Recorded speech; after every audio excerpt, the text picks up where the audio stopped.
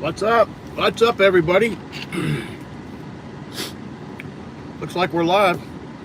Welcome to Lunch with Gorilla, episode 4. I just finished my lunch, and I had a nice little turkey sandwich today. Mighty good. The diet's coming along pretty well. I'm down about 15 pounds. So we'll keep at it. Let me get my live feed up going here. Kevin Can Fly, what's up? Shane, Never Trust a Skinny Chef. Charlie, what's up, everybody? Man, that was a good show you guys had on there last night, Shane. I wish I would have been a part of it. I was busy editing video. Shondor, hello, buddy. Paranormal PPG, Mr. Davies.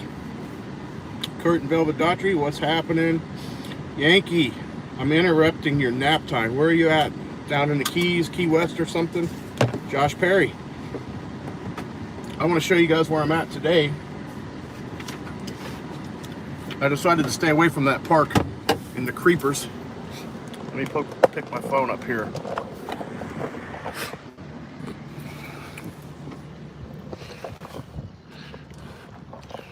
This is a new super secret LZ that a friend of mine told me about. Nice open field. There is a big ballpark over there. So my buddy said that he doesn't fly when there are events going on over there, which is a good idea. I agree. The problem is the area I live in is building like wildfire, and you probably can't see it on camera, but on the other side of that wing fence down there at the end, there's construction equipment there, and they're putting in utilities probably for another neighborhood. So one of these days soon we'll come out here and this will be fenced in with no trespassing construction zone signs. They're already done some building and work over there, so hopefully I get a chance to get out here and fly this before it shuts down. We are underneath of airspace for Sarasota International Airport, but we're good up to 1,200 feet. All right, let me put that back in the holder, and I'll get back in the truck, in my air-conditioned truck, and plug in my phone. So yeah, it's windy as all get out here. Looks like all the way through the weekend. So that's a bummer.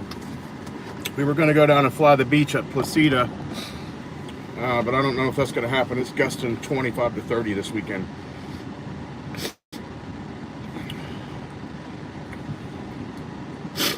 Yeah, so that was a good show. Those guys went live, our Paramotor Nation, last night on David's channel, and they had Shane, Never Trust a Skinny Chef, on there, and talked about when is it okay for a new pilot to speak up if you see something wrong. That was a really good that was good content and a good show. You know, hopefully somebody watches that and says to themselves, hey, maybe I should say something. You know, if I'm doing something wrong that's dangerous or just dumb, I hope somebody tells me. And I think that goes for everybody. So good topic and good show, you guys. So I got to fly my new machine on Sunday. You guys probably saw the video I released this morning. Craig Taylor, the new rig looks sweet and strong. Yeah, it is. It is super sweet. I love it. I love it. It basically flies the same as my other paramotor. I mean, I have it on the same trike. One thing is nice, somebody mentioned in the comments that they noticed I didn't have to have the cables that go from my hoop down to the trike. And it doesn't look like I'm gonna need those because the titanium is just that much stronger, and you can feel it. It's rigid. And also I've changed my technique so that I don't full throttle it and jerk my arms back against the hoop. So for now, it doesn't look like I'm gonna need those cables, which is nice. It makes it look clean, and it keeps it looking good.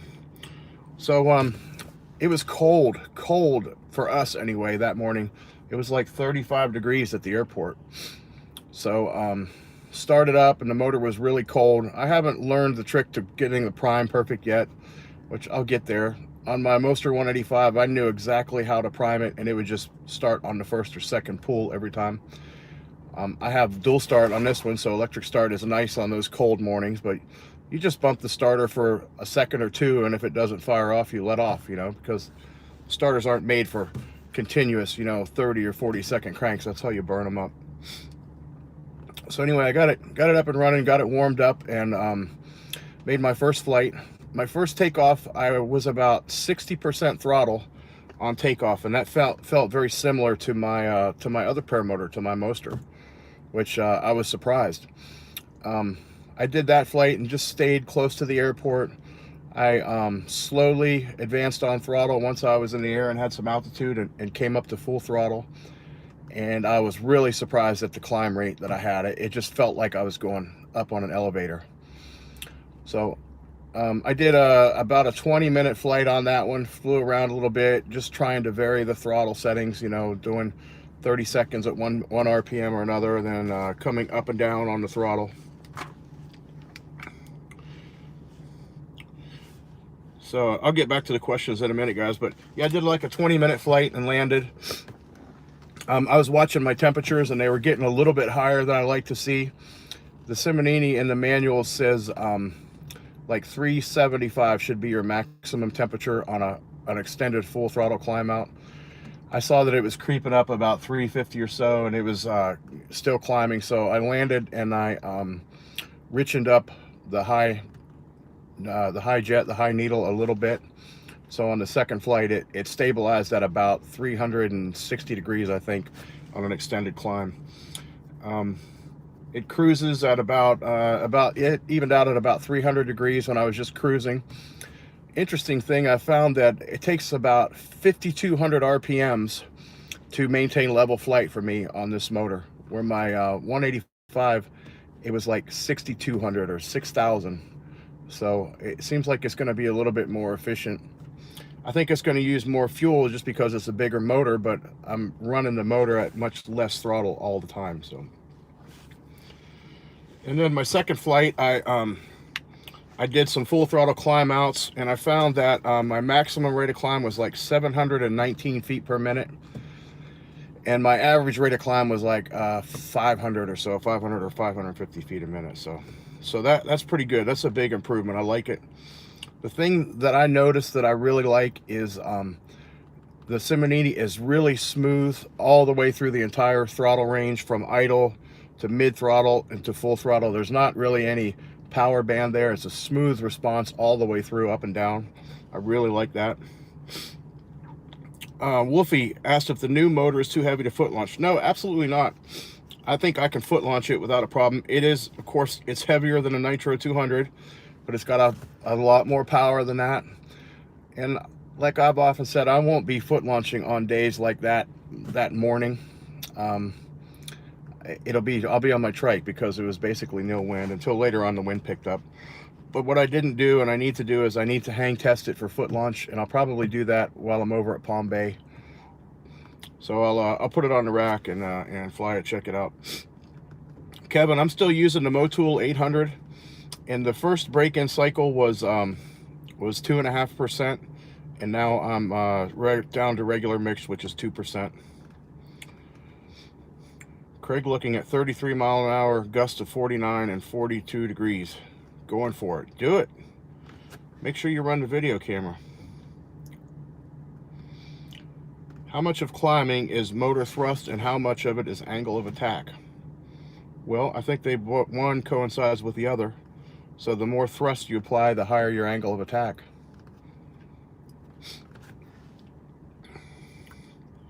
Kevin Can Fly answered, climbing is 95% thrust. We learned that in PPL class.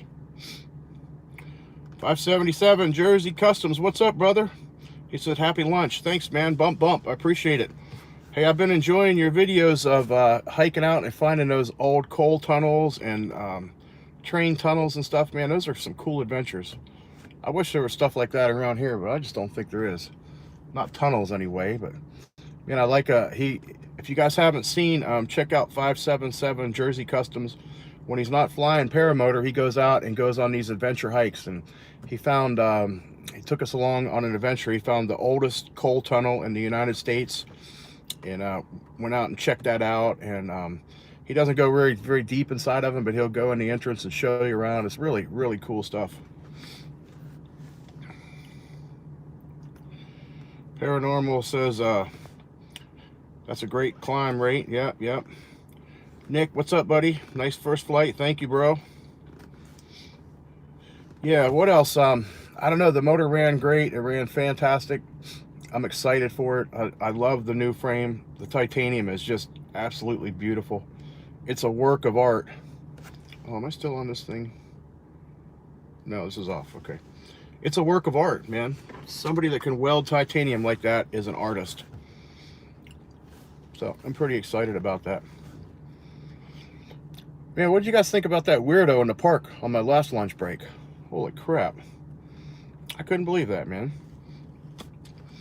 I was sitting in the park just like I am today, and a car pulled up beside me.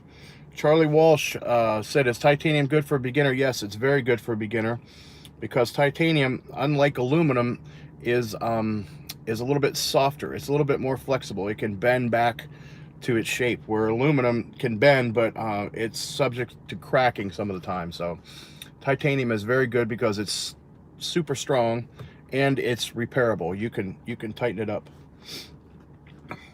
Yeah, that was cool. I saw that Tom Kubat's video came out this morning too, and we were chatting about that. So very cool. We're on the same timeline. Yeah. Oh, sorry, I got off track. Craig said he must have mistaken your truck for a Pride Parade float. Yeah. So I'm just sitting there, and this dude pulls up next to me, and he waves at me. So I wave at him. I thought, okay, yeah, just a friendly guy. And I was doing my live broadcast and hanging out, and I don't know what he did. I wasn't paying any attention. I probably don't want to know. But then a few minutes later, he got back in his car and pulled out. And as he drove off in front of me, he waved at me, and I waved back at him. So I thought, okay, yeah, have a good day, you know, whatever.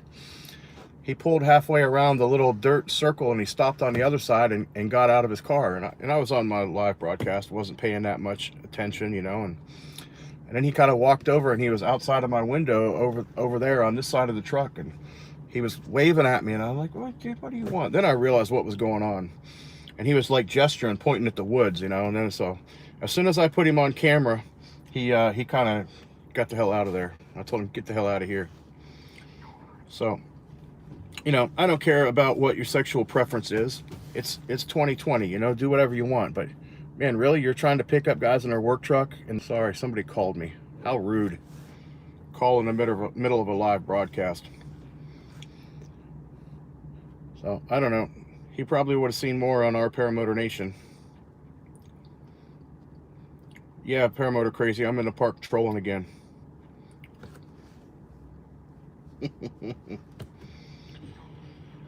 But yeah, good stuff. Good stuff lately. I saw Yankee Paramotor's video while he was flying over at Wauchula, and he was keeping those hogs under control for me while I was waiting for my gear to come and learning to foot launch, so that was cool. Paramotor Steve, what's up, buddy? John Rivera, what's up, brother? Are you coming to Palm Bay? You have money. I don't have any money. Selling hot dogs? No, I don't think so. So anyway, that's a nice park, but yeah, what a creep. Freaking weirdos everywhere. Craig, no, I'm still flying the same wing. I'm still flying the Universal 1.1, and I'm still about 10% over placard on it. The new motor weighed a little bit more because I have electric start and dual start. So I put on like 6 or 7 pounds with the motor, and the weight reduction with the titanium frame was like 4 or 5 pounds less. So I gained a little bit net there, but I'm losing weight myself, so I'm still really comfortable with it. Still feels good.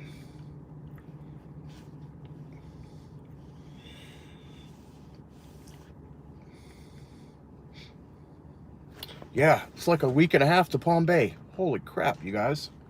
It's gonna be here before you know it. I hadn't even registered yet, and I probably will take care of that today or tomorrow, but I reached out to Nathan and asked him if there was a possibility of our Paramotor Nation having a site in the vendor camping area, and he said that he'd be willing to try to accommodate that, and he might be able to put us right by the main event tent. So we're going to be there. We're going to have our 30-foot gorilla on site, Larry and the bag lady have it in their possession now, and they'll be bringing it down with them. We're going to have our gorilla compound set up. David Wolf is going to be staying. I've taken him under my wing, literally. So he'll be standing underneath of me. And yeah, we'll be giving away stickers. We're not really selling anything, but you know, we'll be giving away stickers. Trike Flyer, unfortunately, is not going to be able to be there to give autographs, so I'm sorry. I know everybody's disappointed. Shondar asked me if someone who just went through foot launch training, any advice for me? Man, your instructors are gonna cover it all. And the biggest thing for me was what was it? Stand up straight. You know, kiting, I got in the habit of leaning forward. And my instructor now, Mike Cotter, he's still in my ear. I still hear it. It's inflate, release, posture, power, pressure. And you'll have that going through your head forever.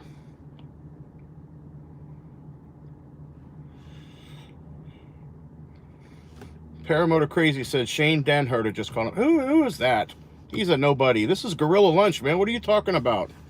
No, man, do your thing. Yeah, he's going to be an upcoming guest on the show, and we'll do anything we can for him. Absolutely, Shondor. John Rivera, what made me go with the Seminini?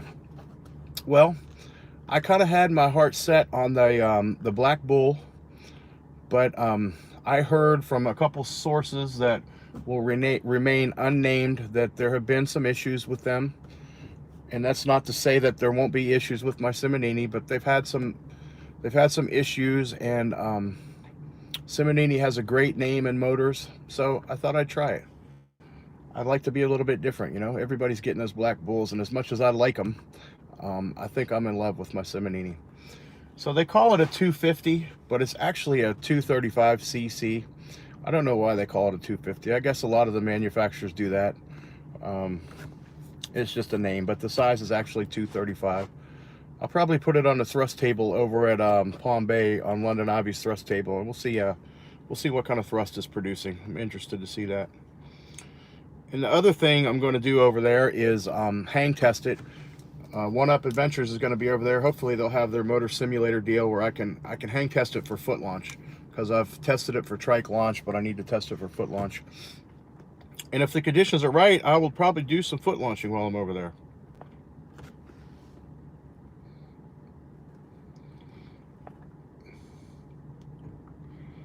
So yeah. Sorry, I got to catch up. John Rivera, I weigh 185. What would you recommend for me for a trike? Well,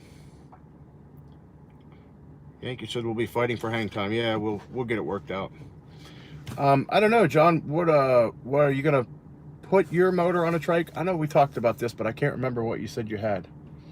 I think you said you had a nitro, or I can't remember. I absolutely love the Colibri trike. It is super sexy, super smooth. I had the Sky Cruiser Simple trike, and it was good. It was a capable machine. It just didn't quite have the fit and finish that the Colibri does. It just looks a little bit fancier, I think, and I like it. I don't know. I'm kind of partial to power to fly stuff.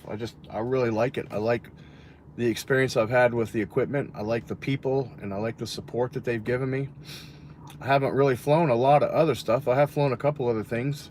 I got to fly Craig Taylor's Flash Cruiser trike with a Moster 185 on it, and I could adapt to that. I could fly that if my hang points were right and my brake lines were long enough.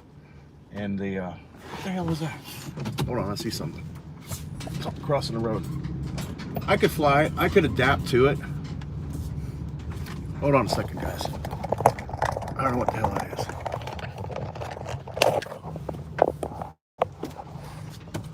is. Live action. Here we go. Only on Gorilla Lunch. Look at it. Hey, go, you son of a bitch. Hey. You guys see that shit? It's a damn alligator crossing the middle of the road. All right, sorry, I get distracted easily.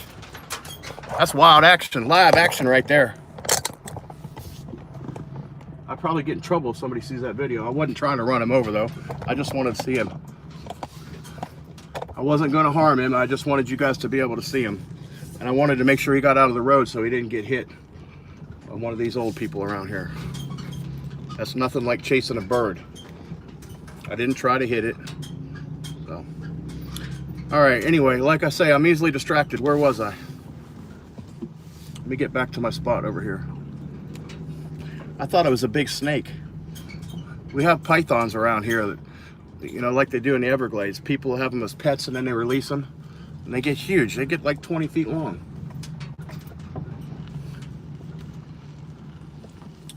Man, seems like there's always some excitement on these lunch break videos, huh? That's awesome. All right, I'll sit here and keep my eyes open. What do you think? Yeah, no, I won't kick it.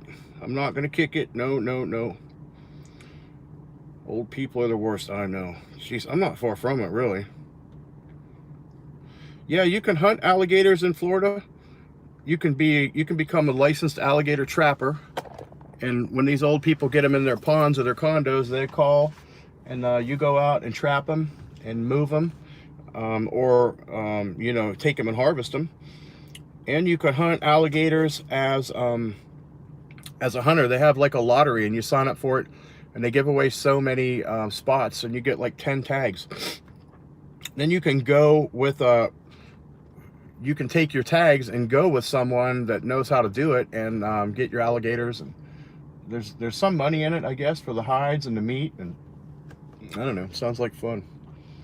I may or may not have hunted alligators before. And that's all I have to say about that. I didn't win the lottery. So, no, what I did do one time was go frog gigging. That was a lot of fun. Wolfie, what are the best YouTube paramotor channels? Oh, gosh. I'm subscribed to like 215 different channels. I like to watch everybody and see what they're doing, see what's going on. I enjoy the guys on Our Paramotor Nation. I like David Wolf's channel. Of course, you got the other big ones like Anthony Vella. He's got a huge channel that's just exploded over the last year. He makes great content. He makes incredible videos, and they're fun. That son of a bitch is crazy. He's nuts. He starts singing show tunes and going into these different voices and personalities. I don't know. He might be a little bit crazy, but that's what it takes, you know. And yeah, there's a ton of good content and good channels out there. Charlie Walsh says my channel. Yeah, like Jersey 577. He has good adventures. It's not all flying. He does goes on hikes and goes exploring, finds these old farmhouses and stuff and checks them out. Yeah, Kyle Lowe is a great channel. A lot of good stuff out there.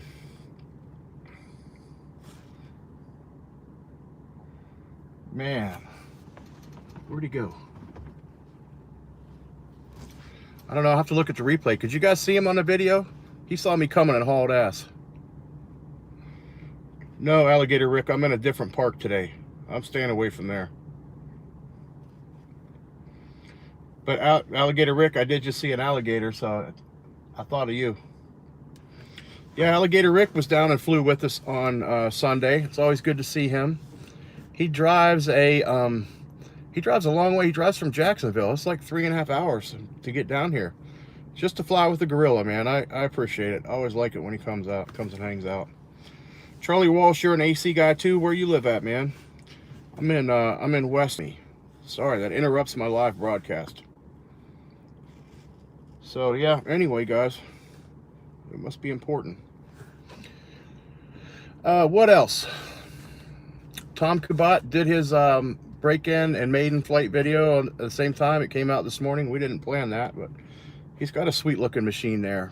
That Adventure Pluma carbon fiber, man, that's sexy. I'm interested to see that and see how the weight shift arms work. They look completely different than what you're used to. How the weight shift and torque compensation works. So You guys should do a ductwork install collaborative video. Oh no, I don't do ductwork. Not anymore. Yeah, that's for young guys. Us old guys don't do that anymore, right, Charlie? Hey, Partha. So anyway, I don't know. I'm kind of scatterbrained today, going every direction. Haven't shaved in a couple days. Been busy editing video. So yeah, it's hard. It's hard being a YouTuber. Josh Perry needs new ductwork. Yeah, leaking like a sieve. Oh, it's a bitch. Do it this time of year while it's not too hot. Partha's about ready to go back to work, so yeah, guys, that's about really all I got today. Unless anybody has some questions or anything, I'm kind of scatterbrained today. I don't know. Got a million things going on with work and everything else. So Palm Bay's coming up quick. I'm putting in as much time as I can at work, trying to bank some money because we're gonna have a few days off for Palm Bay and the expense that goes along with taking a trip like that. It's not that bad. I mean, camping is inexpensive, and gas for the motorhome, be a few $100s there. And I got to feed David Wolf Paramotor Crazy, but I don't know. He can't eat very much. He only weighs about 115 pounds, I think. So, yep, it'll be good. All right, guys. Well, I think I'm going to go ahead and go back to work. And we'll do this again next week. Hopefully, there'll be some more content. Thanks for tuning in for Lunch with Gorilla, episode 4. And like and subscribe if you guys haven't already. And we'll see you soon. What's the damn button?